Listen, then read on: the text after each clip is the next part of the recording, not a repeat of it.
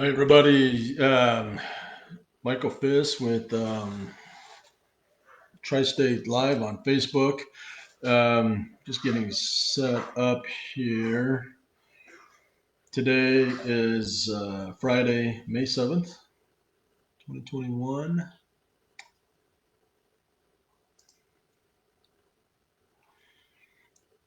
Just give it about 30 seconds, as people are getting logged on. Welcome, everybody.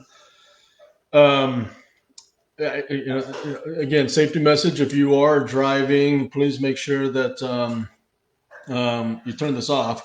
It is crazy to me whenever I, drive cross country or whatever, and I see drivers, watching TV or movies, on their cell phones and tablets while they're driving. That it's always a concern.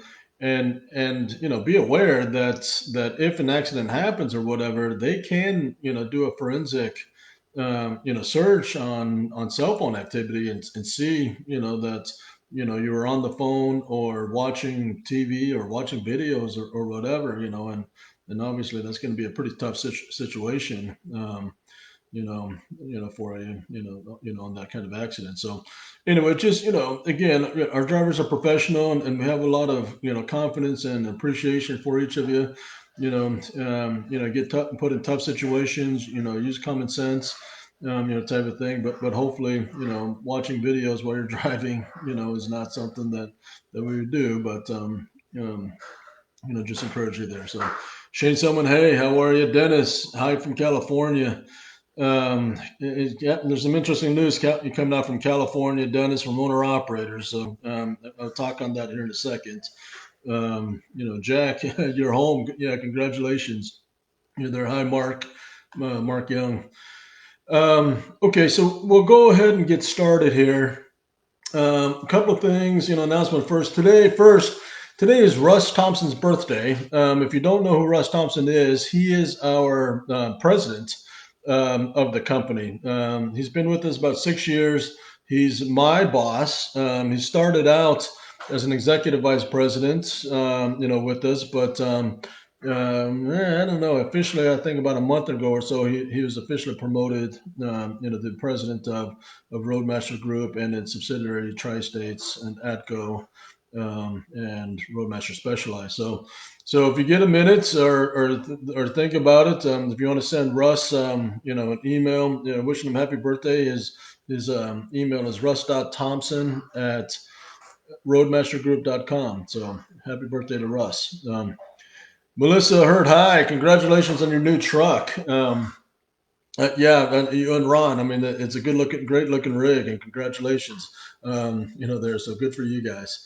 Um, the electricity is back on at the Legacy Lodge. We've had some issues. I mean, it's an old building, and Joplin campus is old, and so we had some electrical issues that because of back orders on parts and some various issues, it's taken us a couple of months. But as of yesterday, I believe all the electricity is back on, at the Legacy Lodge, so everything is up and running. There the full kitchen facilities are of use and everything again. The other thing I'll share with you is that as the summer, conditions in the lodge hasn't always been great. When we built the lodge, we didn't properly factor in, all the things necessary for HVAC and make sure we have proper cooling and heating.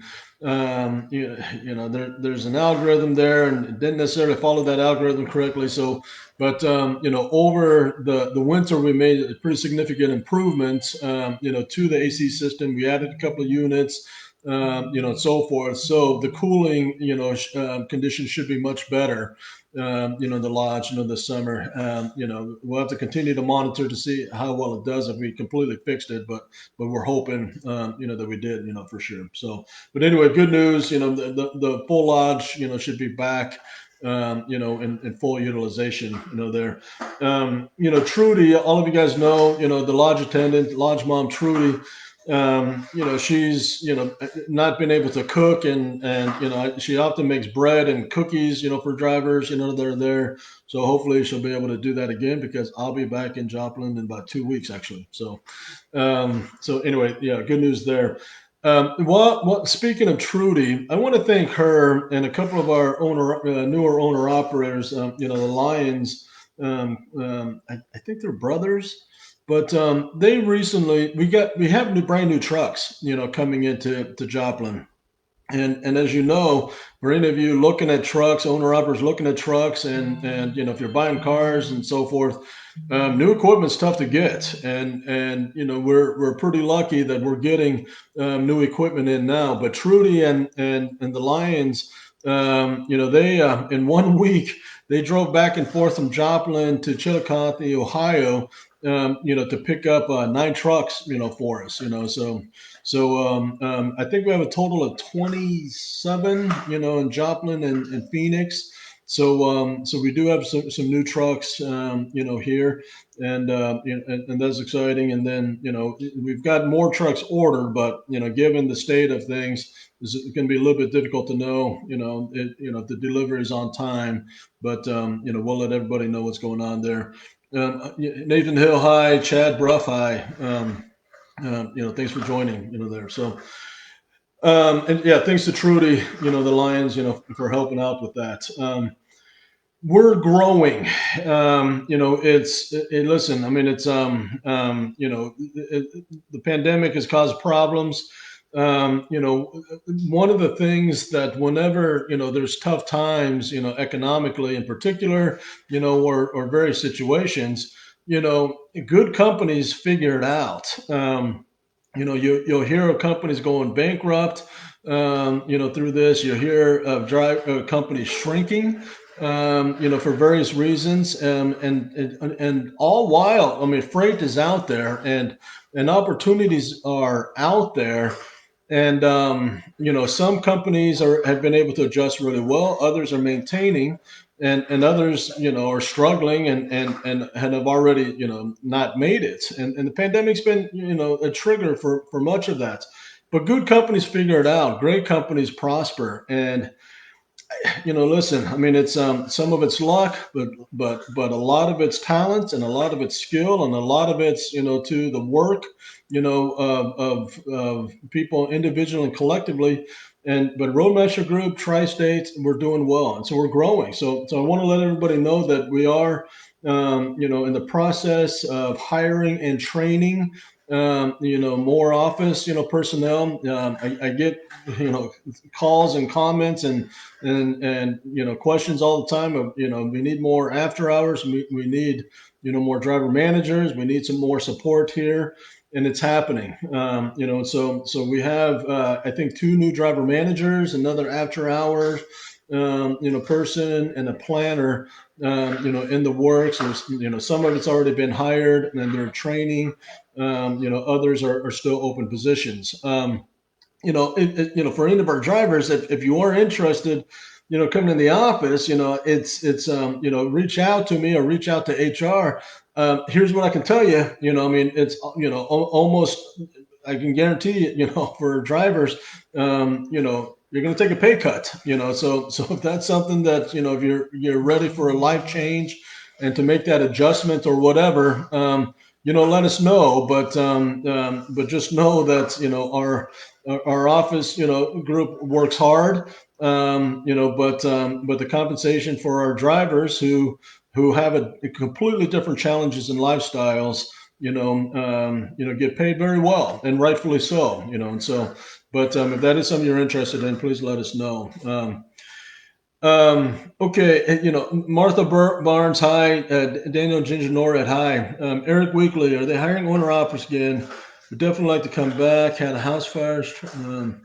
So, Eric, yes, reach out to our recruiters. I mean, it's, we are, for owner operator teams, company teams, in particular, we have some very specific solo positions, that we're hiring for in specific areas to support our team, operations, type of thing. But Eric, reach out to one of our recruiters.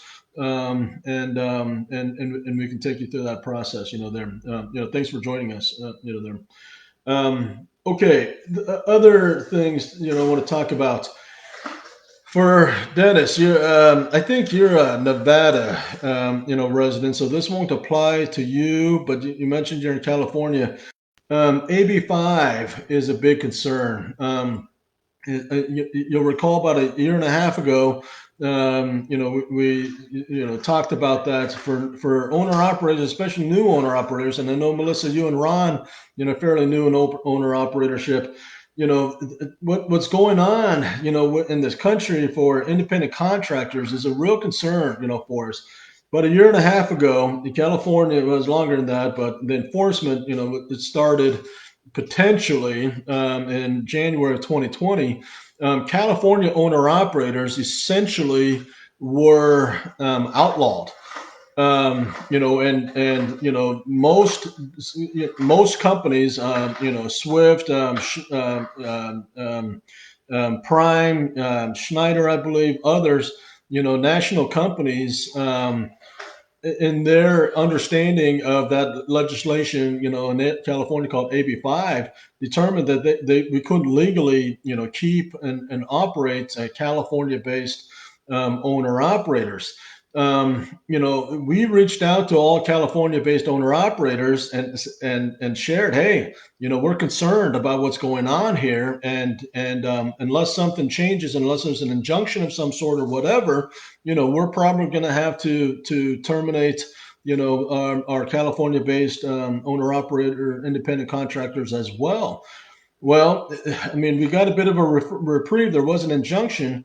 However, in the last couple of weeks, there have been significant reversals in that. And it's possible that in the state of California, because of AB5, independent owner operators in trucking are not going to be, be permitted to run. And some of the news that we're getting is that could be as soon as May 19th. The enforcement on that. So we'll continue to keep an eye on it. Now, that's California-based independent contractors. Where this is turning into a national concern, is that the House of Representatives on the federal level about a month ago passed what they call the PRO Act, and the PRO Act essentially is an AB5 nationally. Where nationally it may make it very difficult, for companies to keep independent owner operator contractors, there. Now, again, as I mentioned this, about a month ago when the PRO Act was first passed, we don't believe that it's going to get through the Senate, so we don't believe that it's going to get passed on the federal level. However, I mean, it's going to be a challenge, and the momentum, it appears that it's going to continue, where it could cause some real, complications on a state by state level, if nothing else, but on a national level, and so, again, if you're an independent contractor with us, or an owner operator, I would strongly encourage you to stay abreast of the PRO Act and AB5 and make sure you know what's going on there and how it could affect you. Immediately California independent contractors, are a concern, down the road, the PRO Act, could affect everybody. The bigger, piece to this is, trucking itself. I mean, most trucking companies are, aligned, that's the AB5 and the PRO Act should not apply to the trucking industry, but unfortunately, those battles, have been lost, and frankly, we're being opposed by some pretty significant labor unions, that are, opposing.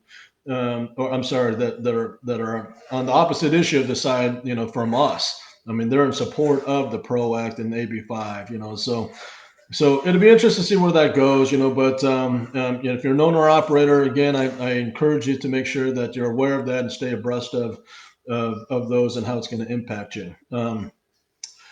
Okay, I want to share with you that in the month of April, I think we have 17 drivers that qualified for the annual, bonus.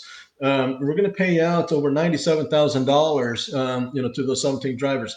Phenomenal, and it's kind of fun to see, how various, teams, spend that money. I mean, it's I think the highest amount in April that's going to be paid out is almost $7,500. So if you're a combined team, if you're getting, if you're husband, wife, or same household, and you're making 14, getting a 14, $15,000, annual bonus, it's a pretty cool amount of money.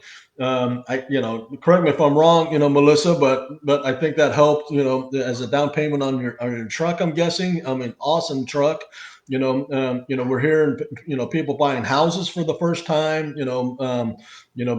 Paying for cars. I mean, if not, outright, but at least 50%, type of thing to minimize payments. And it's just a really cool thing. So we're delighted to do it. And please share with us, how you spend your money. I mean, it's vacations. I imagine are going to become more popular again. I know a lot of people going to Florida. I'm sorry, Florida and Hawaii lately. Excuse me, because especially Hawaii, because flights and and hotels are cheap. Excuse me here.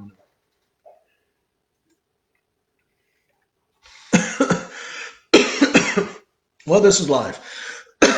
Anyway, so share with us, what you're doing with that, and it's really, very cool to see, how that's going on, for drivers. I will share with you that in this environment right now, I mean, it's drivers have never had more options, more choices, more. I mean, this is an age of driver empowerment. I mean, it's if you're a good driver, we need you. Every company wants you, and I'm sure you're seeing that. It's an interesting period of time, though. I mean, it's I see a lot of companies making very short term, um, bad decisions. I mean, it's to try to, it's the old, parable of the Dutch boy and the dike. I mean, they're trying to plug, leaks, type of thing. And some are raising pay astronomically. Some are, completely revamping their business, operations, and they're still not figuring it out. I mean, it's we're aware of those things. We're sensitive to those things. We feel pretty comfortable that our drivers are paid well. We're always trying to get more money to you. I mean, it's in 2019, I think we had two company drivers that made over $100,000. In 2020, I think that number was 11 drivers over $100,000, and I think the highest was like 114,000, type of thing. We constantly make adjustments to our pay plan. I expect that number to double or triple, for 2021, type of thing. But again, as you explore your options, as you should, the one thing that, as drivers switch jobs and flip jobs and, type of thing, where I think they often hurt themselves in a way that they don't intend to. If you lose a week or two or three of income, when you switch jobs, that's, our drivers, if you lose 3 weeks, that's $5,000, $6,000, that you missed out on, and you'll never replace that. And for some of you, I mean, that's a 5%, if you I mean, it's worst case scenario is 10%, I mean, type of thing. Factor all of those kind of things in. In this age of driver empowerment, communicate. Excuse me. Communicate with me. Communicate with us, and tell us what you're seeing. Tell us what you need.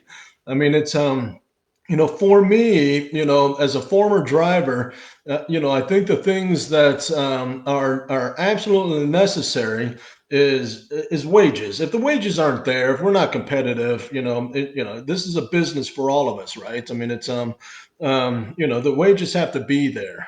Number one, number two, respect and relationships matter. Feeling valued matter. Now, listen, sometimes respect comes in pay. Excuse me again.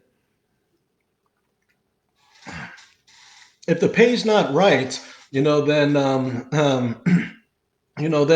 that's a form of disrespect. I mean, it's and we're aware of that. There, but respect. It's if things aren't, if you don't feel valued, reach out to us. Make sure somebody knows. And reach out to me, please. Because it's I don't. I tell you this, I can't promise you always that you're going to feel better, after talking to me, but I will tell you what's going on. If you're not making enough money, I'll tell you why. I mean, it's whether it's too much home time, whether it's too much sitting, whether it's and sometimes it's not your fault. Oftentimes it's not your fault. And I get in, and or JD, Jeanette, our driver master gets in, we realize, wait a second, we're failing. Our this truck or our drivers here, and we get involved, and to Wade and Vonda's credit and their teams, they make adjustments if necessary, and so forth. So it's but the relationships and respect matters. And if you're not feeling that, let us know.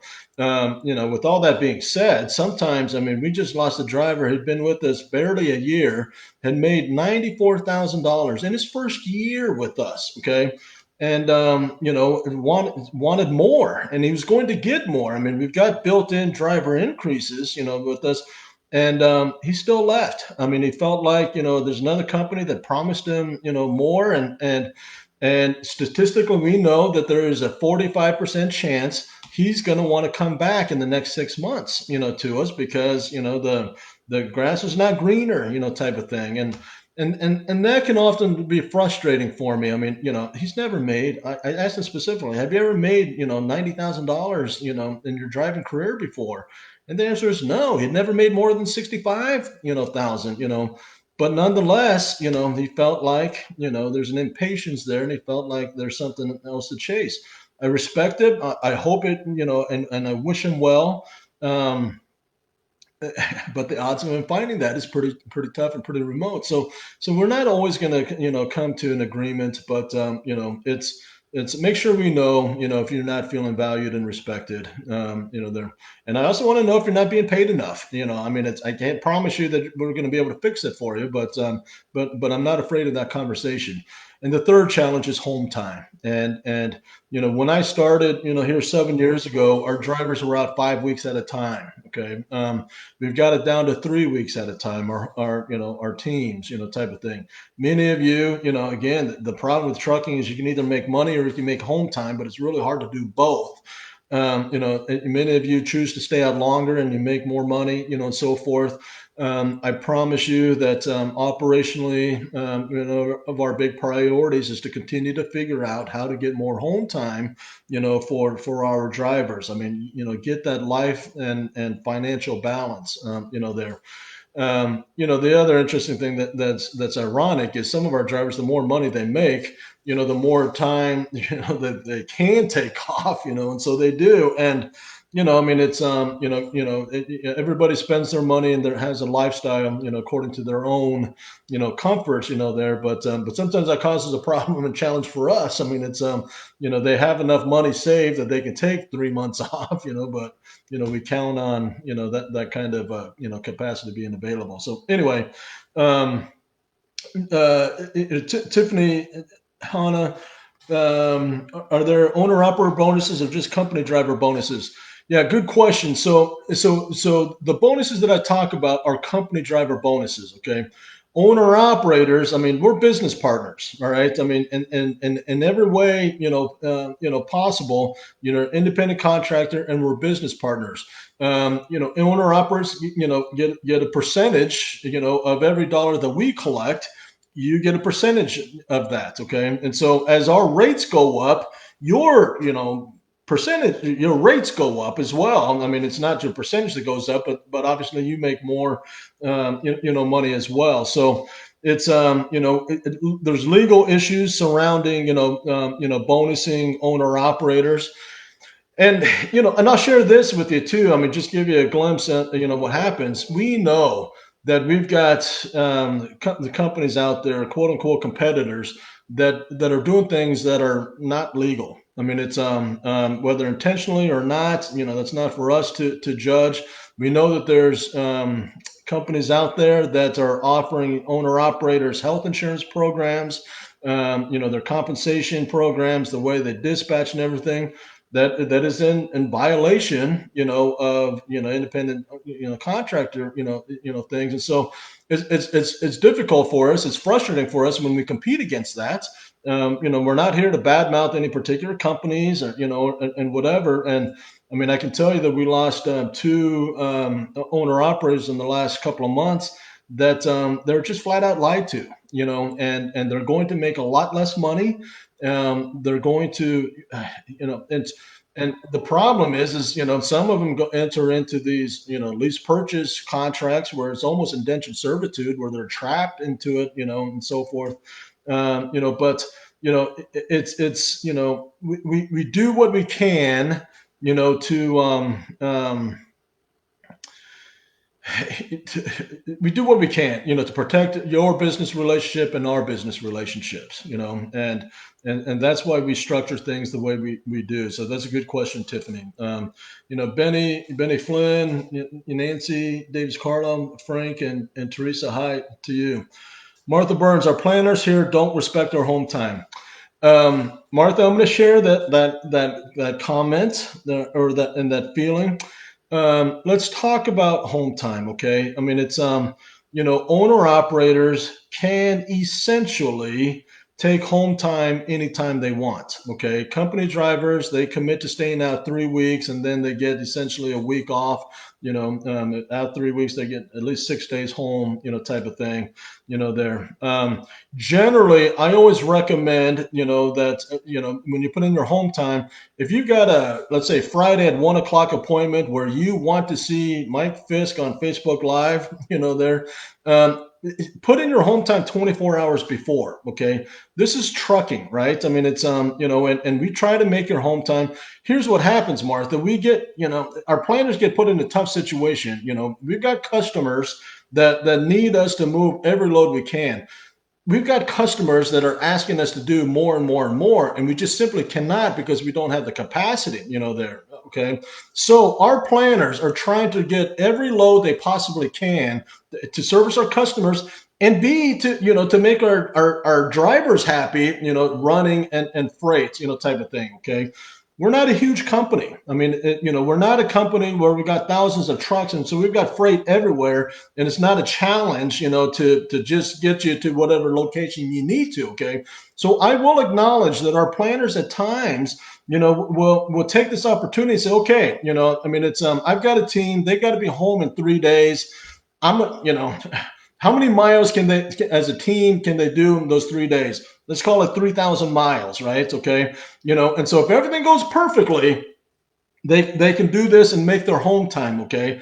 And again, Martha, it's not that they don't respect your home time, but they've got this pressure here too, right? And I hope this conversation is helpful, just so it's because I have to do the same thing, and Jeanette and others do the same thing with operations. Hey guys, this is the driver perspective, okay? And for the drivers, when they're out 3, 4, 5 weeks out of home, out at a time, and they want to be home on a Thursday, gosh dang it, that's pretty dang important. We need to get them home, there, right? I mean, it's and so I promise you, I have these conversations on both sides, okay, there. But on the planner side, I mean, oftentimes they've got pressure to squeeze every mile and every freight they can. And if everything goes perfectly, it can work out, okay? But this is trucking, and we know everything often does not work out perfectly, and so sometimes we have to apologize. We have flown company drivers home before. I mean, it's, where they had a home time, we were going to miss it spectacularly, so we fly them home. Okay, I mean it's we ask for a 24-hour buffer. Okay, so if you put in your home time, Friday at 1 o'clock, we may use that buffer where you're not home till Saturday, at 1 o'clock. But if you've got to be home at Friday at 1 o'clock, for Tri-State Live on Facebook, if you live in Illinois, type of thing, then I would encourage you to put your home time in for Thursdays, at 1 o'clock, so we've got that 1 hour buffer. Now, back to owner operators, and home time, essentially, technically, and practically, you're not forced dispatch. You can take home time when you want. On a practical basis, though, we have to be able to plan freight. We make commitments to customers, based on, what our truck projections are, what our, home time projections are, any breakdowns and everything. And sometimes those commitments we have to make to customers are days and weeks out, there. And so we encourage our business partners, and that's what owner operators are, is our business partners, to give us that same leeway so we can manage the operations as efficiently as possible. And so we ask you, hey, put in your home time, the same way, that the normal process is. Try to give us 2 weeks, but at least give us a week, type of thing, so we don't make freight commitments based on Martha Barnes's truck being at a certain location, type of thing. So anyway, it's I promise you they do respect your home time. I do acknowledge that we cut things closer than we should. I mean, we had a company team not too long ago. They're getting ready to buy a house, and they had to be there for closing. And some things happened, there. I hear it, I see it all the time. I mean, it's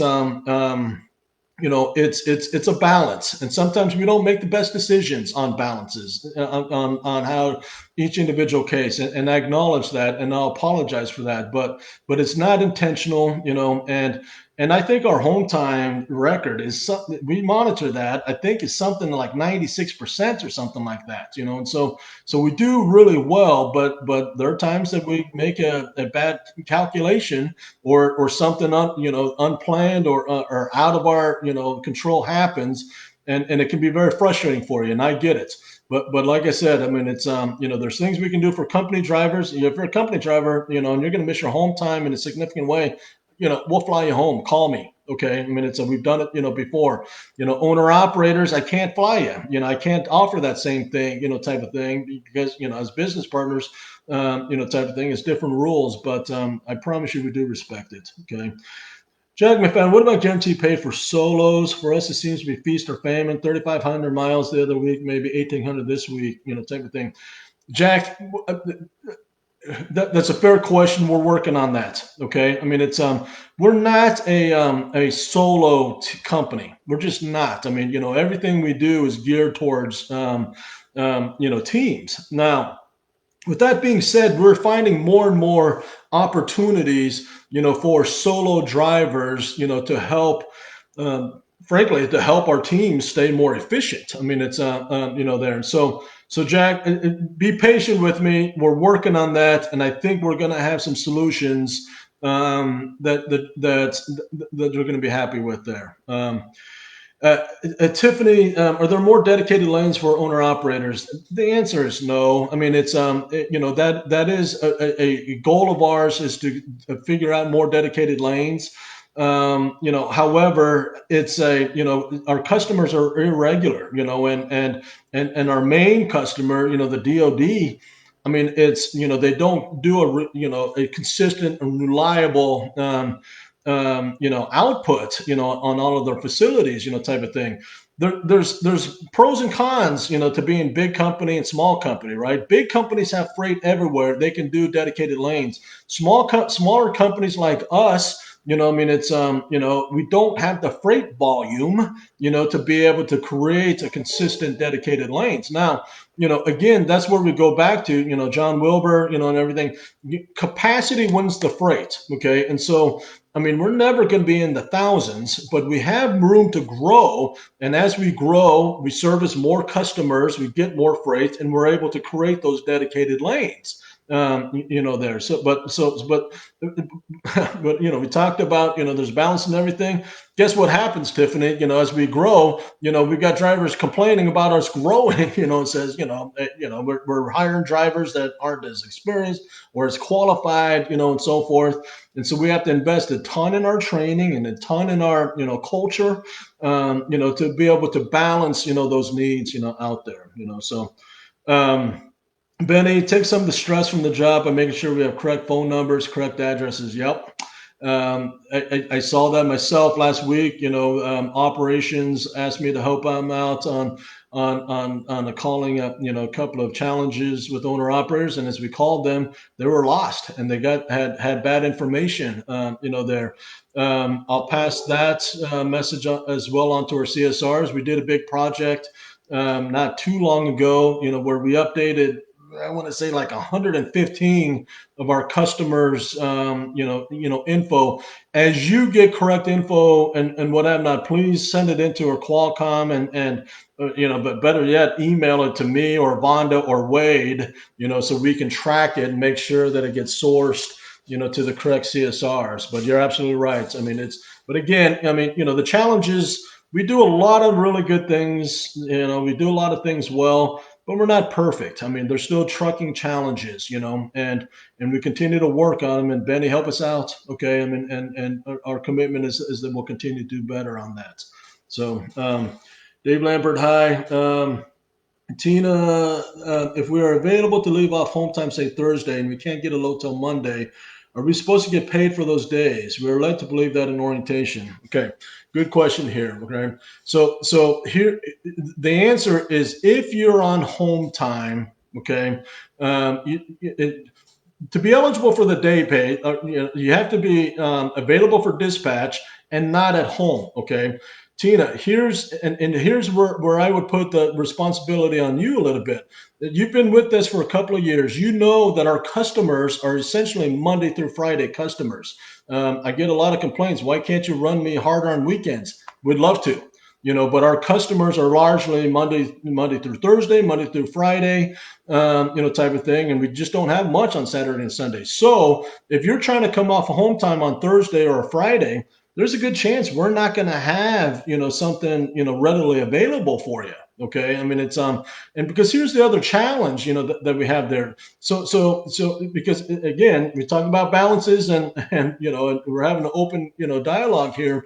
The challenge that we have is many times we commit to a driver coming out of home time on North Carolina on a Thursday. Okay. So we tell a customer, okay, we need a load, so this driver can come out of this home time, this truck come off home time on a Thursday, and then something happens, they say, hey, I'm sick, my child's sick, my parents are sick, I can't leave the house for a couple of days. Now, what do we do with this customer? There, okay, and so it's a two-way relationship here. Remember, and so if when you come out of home time on Thursday and Friday, you're going to have challenges with our freight customers anyway. If you're coming out of the house on the weekends, I can almost guarantee you we're not going to run you until Monday, type of thing. So generally when you go home, my encouragement is plan on, schedule it so you get your week off or whatever, and you're ready to come out on Monday, because if it's a Friday, Saturday, Sunday, it's almost going to be, the odds are pretty low. Thursday, it all just depends on where you are and what the freight situation is, there. So anyway, I hope that answers your question, for you there. Martha, they run the snot out of us. I mean, hopefully that's a good problem. I mean, we've got plenty of work, for all of us here. Daveline, any word on Plattsburgh getting driver facilities showers? I mentioned some months ago that that's one of my tasks this summer is I'm going to be doing a road trip, as as I can, to adjust those facilities, there. So, um, Kevin, I'm not sure what you're asking there. So if you have something in particular, contact me directly, there. So, Tina, you're welcome. I hope that explains, kind of what's going on, there. And again, guys, ask the tough questions. We're not afraid of them. Okay. I mean, I hope you understand and feel and see the transparency, that we strive to have, with all of you guys. So. Anyway, I had something else I was going to share, but that can wait till next time. Guys, gal, we appreciate you. I mean, it seems like every 10, 15 years we go through these really weird, unprecedented times. I mean, I was talking to my, dad who's 70 years old, 71 years old. And, it's like, yeah, I mean, I went through the Cuban Missile Crisis as a teenager. I went through, the Cold War, and I mean, I mean, and, the 60s riots and, and so forth. And, so it's a weird time, but we're a strong country. We'll get through it. I mean, and we'll get through it because of the work of all of you individually and us as a company. So anyway, I don't see anything else that. Oh, Tiffany, will Tri-State ever get a lease purchase program, not just a lease program? At various times we've looked at that. Okay, here's the problem with the lease purchase program. To make it work, it turns into an indentured servitude, and I am personally morally opposed to anything that takes away flexibility and freedom for a driver. Companies have lease purchase programs, because and look at the companies that have them, and many of their workforce would leave if they could, but they've got these big scary contracts and they can't, there. And so it's the answer is not no. We'll never have a lease purchase program, but there's a few things we need to figure out, to make it fair and equitable, for drivers, and obviously to make business sense.